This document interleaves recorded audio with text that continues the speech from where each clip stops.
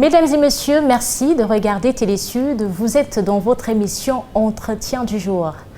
Cette nouvelle édition est consacrée à l'Organisation mondiale de la santé. Eh bien, on le sait déjà, c'est une agence onusienne créée en 1948 pour la santé publique.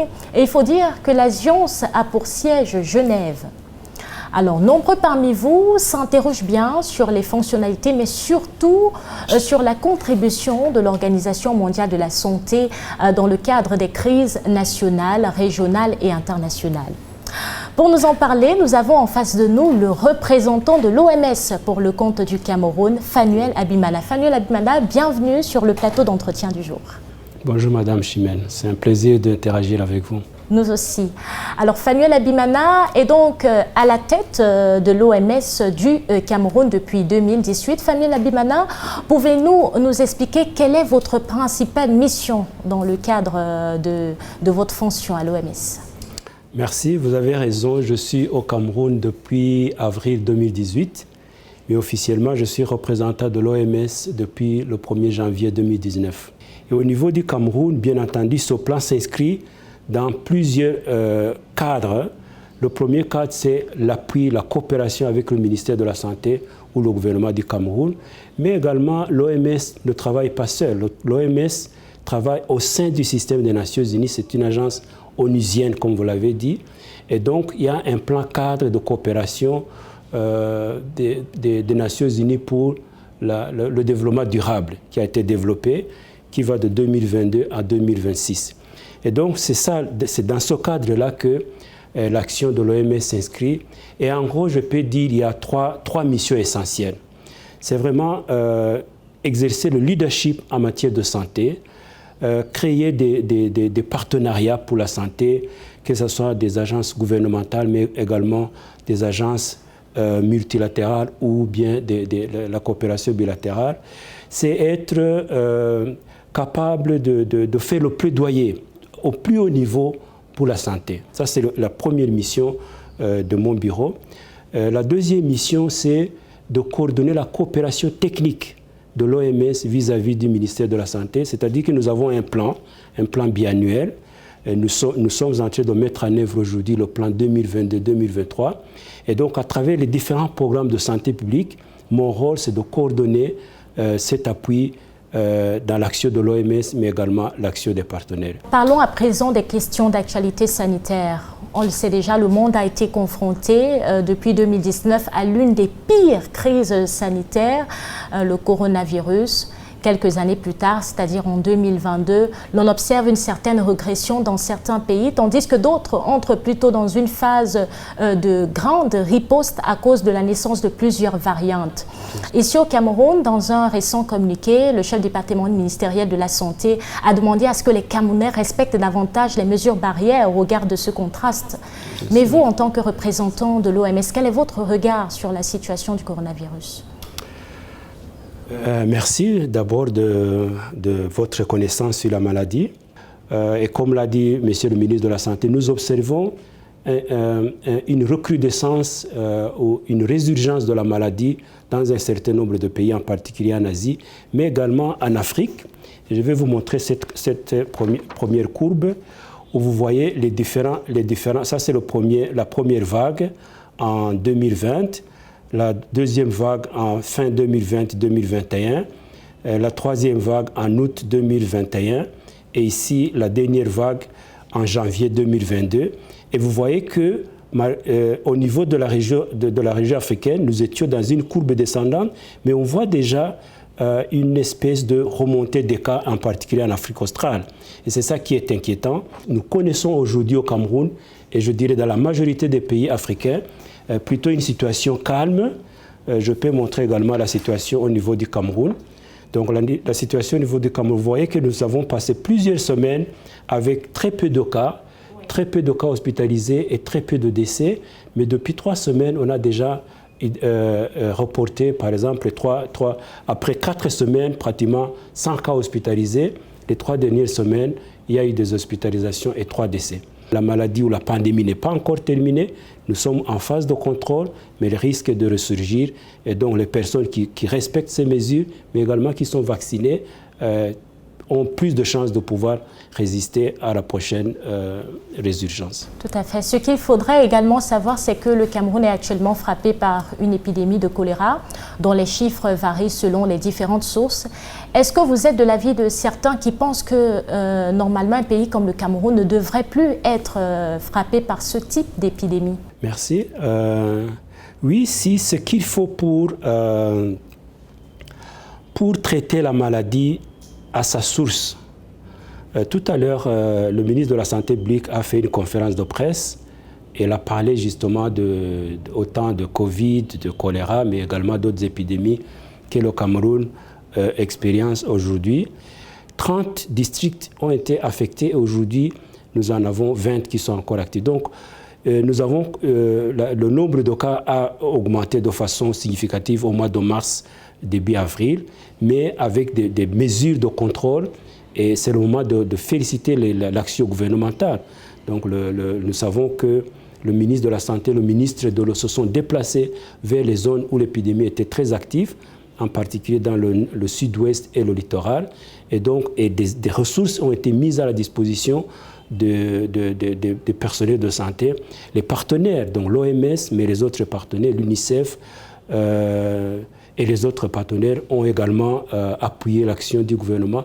Et donc aujourd'hui, nous voyons une réduction, mais ce n'est pas suffisant. Donc ce n'est pas suffisant pour un pays comme le Cameroun d'être confronté de façon régulière et récurrente à des épidémies de choléra. Il est vraiment essentiel que le plan d'élimination soit appuyé, que des ressources soient mises à la disposition du ministère de la Santé et que les hotspots, les régions les plus vulnérables aux épidémies de choléra soient traitées pour que réellement, à l'horizon 2030, le choléra soit une maladie du passé. Alors en ce qui concerne la lutte contre le VIH-Sida et le paludisme, on a l'impression que ces deux maladies ne sont pas assez maîtrisées. Mais quels sont les efforts qui ont déjà été faits par l'OMS ? Pas uniquement par l'OMS, mais je dirais plus par le gouvernement du Cameroun. Pour le VIH, je citerai les vacances sans sida qui sont toujours organisées chaque année sous le patronage de la Première Dame. Pour le paludisme, vous savez qu'au mois de mars, la Première Dame, Mme Chantal Biya, a été patronne de la campagne de mobilisation de ressources qui s'appelle Stop Malaria, c'est-à-dire réellement accélérer les mesures de lutte contre le paludisme. Pour être plus précis, je dirais qu'en matière de VIH, le Cameroun a fait des progrès remarquables. Par exemple, les 3 indicateurs essentiels de lutte contre le VIH, c'est les 3,95. Donc 95% des personnes qui ont le VIH connaissent leur statut, donc ils savent qu'ils ont le VIH. 95% des gens qui ont le VIH sont sous traitement et 95% des gens qui sont sous traitement ont une charge virale non détectable.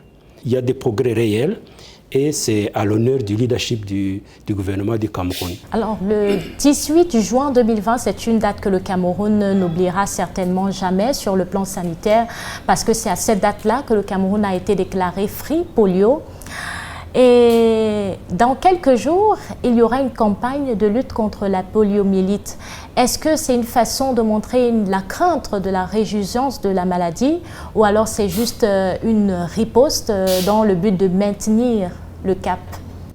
Ok, vous posez une question extrêmement importante, mais je voudrais quand même retourner à la précédente pour parler du paludisme. Parce que le paludisme, c'est une maladie qui fait mal au Cameroun, qui fait mal à la population camerounaise, qui fait mal aux enfants camerounais et qui fait mal à l'économie camerounaise.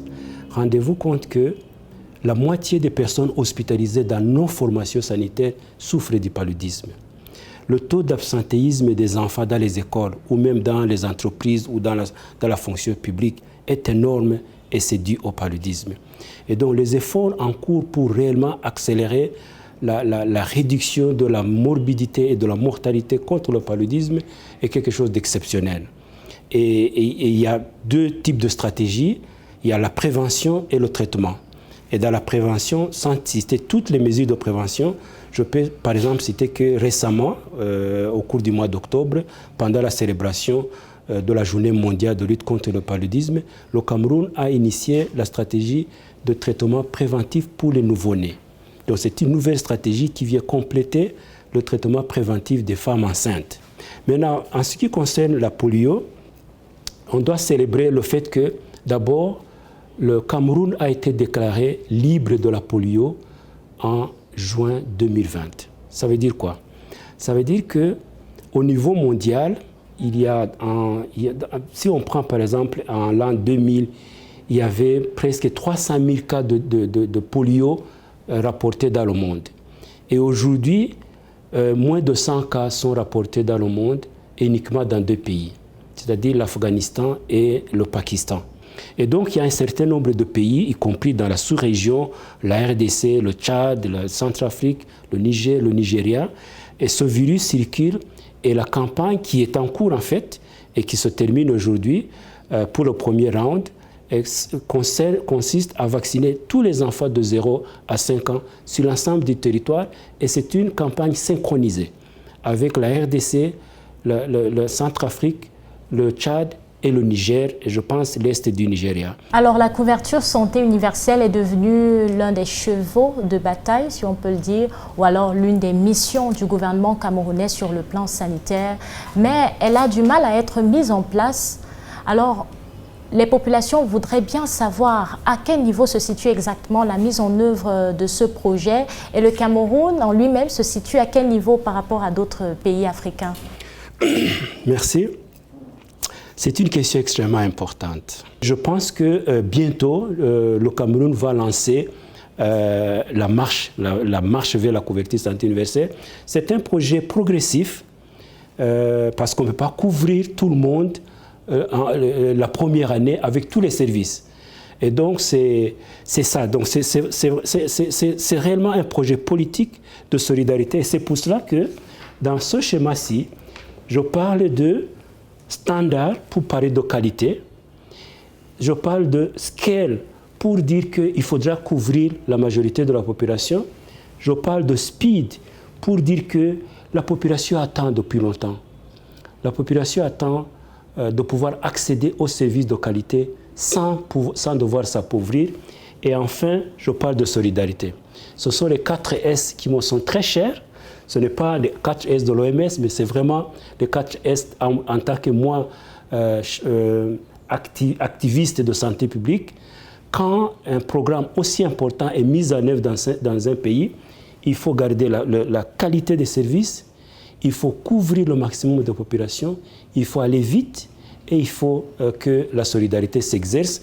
Le coût total de la santé, 70% de ces coûts, c'est des paiements directs au moment où on recherche des soins. C'est très élevé. L'OMS, de nouveau, je pense que j'ai un graphe qui le montre. Le plaidoyer que je fais au niveau du Cameroun, et c'est vraiment ma prière, c'est que d'ici 2030, nous voyons une réduction progressive de ces coûts directs qui sont aujourd'hui à 70%, de les ramener à 30%, à 35% à l'horizon 2035. L'OMS estime que quand c'est au-dessus de 30%, les gens s'appauvrissent ou les gens n'accèdent pas aux services de santé. Et donc, voici les réformes à faire dans les années à venir pour vraiment mettre le Cameroun sur cette voie de la réduction et de l'augmentation des finances publiques pour la santé. Et c'est par ce point majeur en ce qui concerne la santé publique que nous refermons cette édition d'Entretien du jour. Fanuel Abimana, merci de nous avoir reçus. Je vous en prie, c'était un plaisir. Mesdames et messieurs, au revoir et retrouvez-nous certainement dans une autre édition d'Entretien du jour où nous déballerons certainement d'autres points saillants en ce qui concerne la santé sur le plan régional et mondial. Mesdames et messieurs, ne nous quittez pas, les programmes se poursuivent sur Télé Sud. Au revoir.